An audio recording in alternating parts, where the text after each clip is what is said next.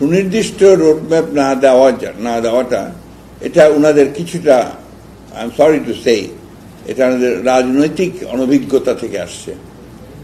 কারণ এই সুনির্দিষ্ট রোডম্যাপ দিলেই কিন্তু আপনার রাজনৈতিক সংকটগুলো যেগুলো আছে সেগুলো কিন্তু অনেকাংশে কমে যাবে।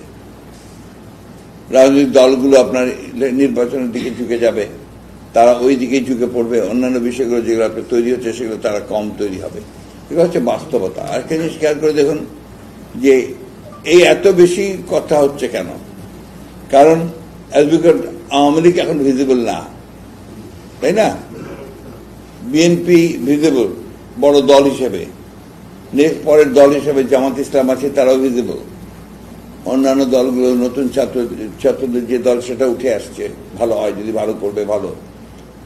ফলে এই জায়গাগুলো আপনার একটা কিন্তু বিষয় আছে যে এই জায়গাগুলোকে আপনার একটা অবস্থা তৈরি করা যাতে করে বড় দল হিসেবে বিএনপি আপনার একটু বেকায়দায় পড়ে যায় বা একটু অন্যান্য পড়ে, এই ধরনের একটা চিন্তা ভাবনা আছে, যেটা আমি মনে করি বিএনপির জন্য কোনো ক্রাইসিস না।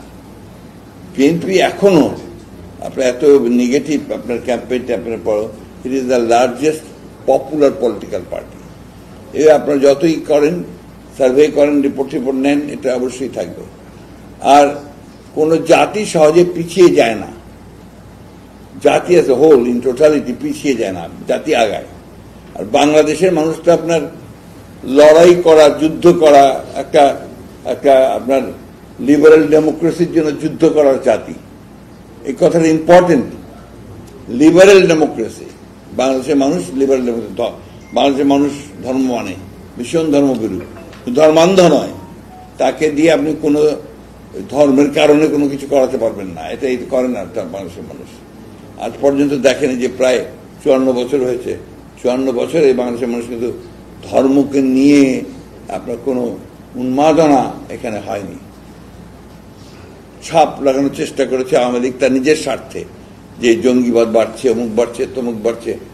তবে হ্যাঁ, ভয় আছে। আজকে যদি লিবারেল পার্টিগুলোকে যদি আপনার সুযোগ কম দেওয়া হয়, তাদেরকে যদি আপনার আটক করে দেওয়া হয়, তাহলে কিন্তু জঙ্গিবাদের উত্থানের যথেষ্ট সম্ভাবনা আছে। যেই জিনিসগুলো চিন্তা করা দরকার সকলে বলে আমি মনে করি।